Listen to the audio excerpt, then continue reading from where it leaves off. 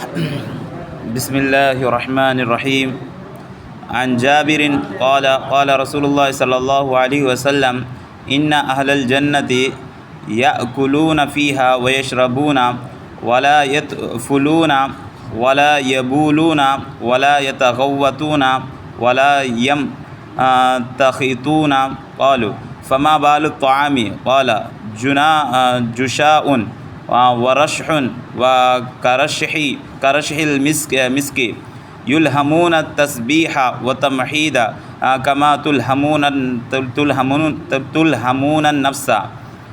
हज़रत जाबिर रज़ी अल्लाह ताला से रिवायत है कि कहते हैं कि रसूलुल्लाह सल्लल्लाहु अलैहि वसल्लम ने फरमाया, अहले जन्नत में खाएंगे भी और पिएंगे भी, लेकिन ना तो उन्हें थूक आएगा और ना पेशाब पाखाना होगा और ना उनकी नाक से नेट आएगी।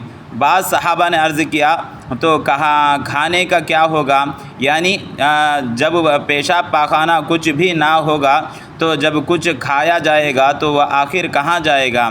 आप सल्लल्लाहु अलैहि वसल्लम ने फरमाया कि डकार और पसीने मुश्क के पसीने की तरह, यानी ग़िज़ा का जो असर निकलना होगा वह उन्हें दो तरीक़ों से निकल जाएगा। और इन अहले जन्नत को ज़ुबानों पर अल्हम्दुलिल्लाह की तरफ से अल्लाह के हम्द व तस्बीह इस तरह जारी होगी जिस तरह तुम्हारा सांस जारी रहता है। तशरीह मतलब यह है कि जन्नत की हर ग़िज़ा कसीफ़ मादा से पाक, ऐसी लतीफ़ और नूरानी होगी कि पेट में उसका कोई फुजला तैयार ना होगा। बस एक खुशगवार डकार के आने से मैदा खाली और हल्का हो जाएगा और और कुछ पसीने के रास्ते से निकला जाया करेगा, लेकिन इस पसीने में भी मुश्की सी खुशबू होगी। और इसमें दुनिया में जिस तरह आप हमारे अंदर से बाहर और बाहर से अंदर सांस की आमदो रफ्त है, जन्नत में इसी तरह का ज़िक्र जारी होगा और सुबहान अल्लाह वल्हम्दुलिल्लाह सुबहान अल्लाह व बिहम्दिही सांस की तरह हर दम जारी रहेगा।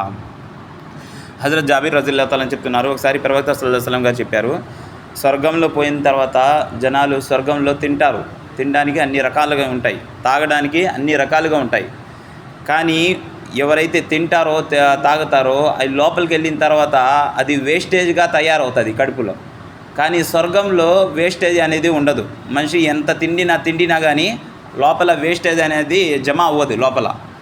ప్రవక్త సహాబాలు అడిగారు, ఓ ప్రవక్త సల్లల్లాహు అలైహి వసల్లం గారు, ఇప్పుడు తింటే అది వేస్ట్ ఎటైనా జమ అవ్వాల్సిందే కదా, జమ అవ్వకుండా ఎట్టపోద్ది అని చెప్పి. तो ప్రవక్త ముహమ్మద్ సల్లల్లాహు అలైహి వసల్లం గారు చెప్పారు, స్వర్గం లేదంటే ఏదైనా అది తింటే ఏ వస్తువు అయినా అది క్లీన్గా ఉంటుంది. అది తింటే ఏమవుతుందంటే దాన్ని డకార్ అంటారు. ఆముదల ఏదో చెప్తారు కదా తెలుగులో, డకారు ఇస్ అంటారు కదా,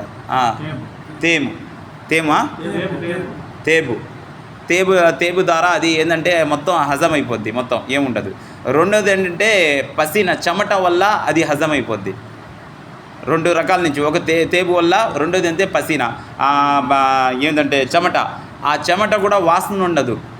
ముష్క్ అని ఒక అత్తరు ఉంది ఇప్పుడు, అదేంటంటే ఇంత షీషి 5,000 ఉంటుంది. అది ఒరిజినల్ కొనాలంటే ఇంకా 10,000 అయినా 15,000 ఉంటుంది. అది కూడా 5,000 ఇంత షీషి, అది కూడా డూప్లికేట్ రెండో క్వాలిటీలో మూడో క్వాలిటీలో దొరుకుతుంది ముష్క్ అనేది.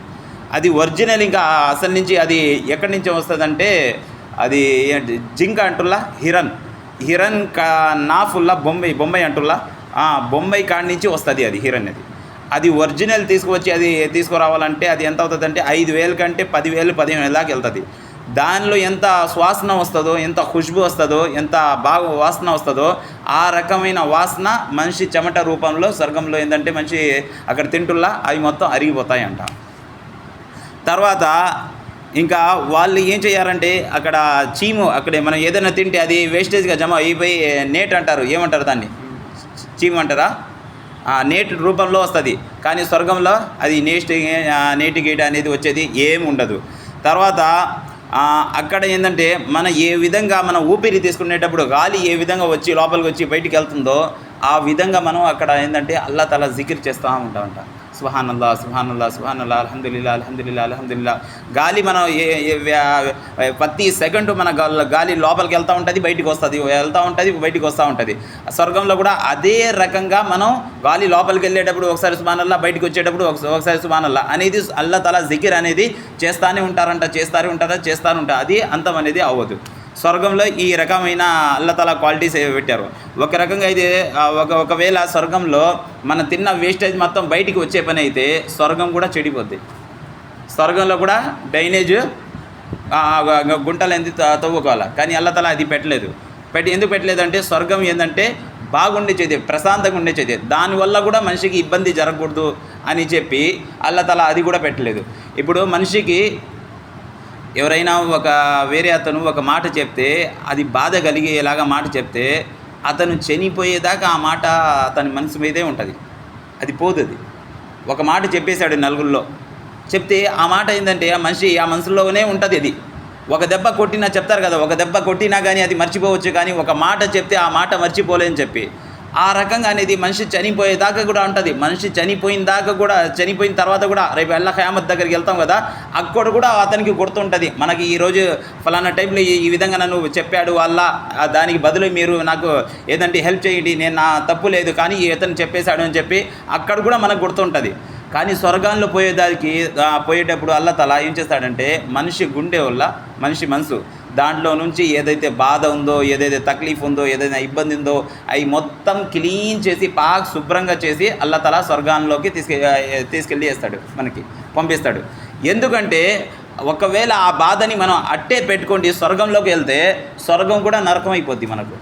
ఎందుకంటే మనకు ఎవరైతే బాధ పెట్టారో ఒకవేళ అతను కూడా స్వర్గానికి వచ్చేస్తే మనం కూడా స్వర్గంకి వెళ్తే మనం ఎప్పుడైతే అతనికి చూస్తామో మళ్ళీ ఆ బాధ మనకు గుర్తుకొస్తుంది. స్వర్గం ఏంటంటే అన్ని బాధల నుంచి విముక్తి కలిగి ప్రశాంతంగా ఉండే చోటు స్వర్గం. అప్పుడు మనకు ఒకవేళ మన బాధ అల్లా తఆలా క్లీన్ చేయకుండా అక్కడ మనం పంపిస్తే అతను చూస్తే మళ్ళీ బాధ కలిగిస్తుంది మనకి. అందుకని ప్రవక్త ముహమ్మద్ సల్లల్లాహు అలైహి వసల్లం గారు ఏం చెప్పారంటే మనిషి రెండు వస్తువుల గ్యారంటీ నాకు ఇస్తే అతనికి స్వర్గానికి గ్యారంటీ నేను ఇస్తానని చెప్పారు. ఒకటి ఏంటంటే నాలుక, రెండు ఏంటంటే రెండు కాళ్ళ మధ్యలో ఉన్న భాగం. ఈ రెండింటిని చెడు మార్గంలో యూజ్ చేయకూడదు. ఈ రెండిట్లో కంటే ఎక్కువగా డేంజర్ ఏంటంటే నాలుక. చాలామంది రెండు కాళ్ళ మధ్యలో ఉన్న భాగాన్ని తక్కువ మంది చెడు మార్గంలో యూజ్ చేస్తారు. కానీ నాలుక ఏదైతే ఉందో అది ప్రతి ఒక్కరూ ఒక కోపం వచ్చేస్తే అతనికి ఆ నాలుక అతని కంట్రోల్లో ఉండదు. ఆ నాలుక ఎట్ట తిరుగుతుందంటే మనిషి తలకాయలు లేసిపోయినా కానీ ఆ నాలుక అనేది ఆగదు. అంత డేంజర్ అయిన నాలుక అది. ఎంతోమంది నరకంలోకి వెళ్తారు కేవలం ఈ నాలుక వల్లే.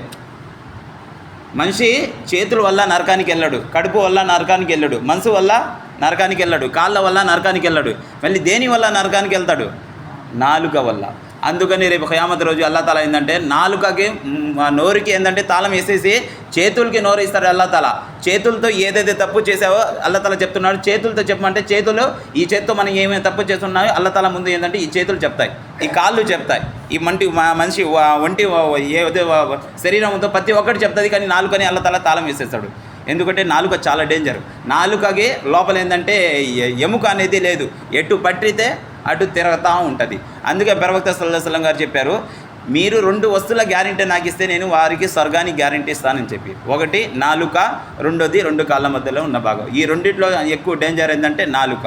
అదే రేపు చనిపోయిన తర్వాత మనం ఎంతో కొండలు పుణ్యం అల్లా దగ్గర తీసుకుపోయిన తర్వాత అల్లా తఆలా ఏం చేస్తాడంటే అక్కడ మనం ఉన్నప్పుడు పక్కన వాళ్ళు మన దగ్గరకు వస్తారు, వచ్చి అల్లా తఆలా ఈ వ్యక్తి నా వీపు వెనక నాపై చెడు మాటలు చెప్పాడు వేరే దగ్గర అని చెప్తాడు.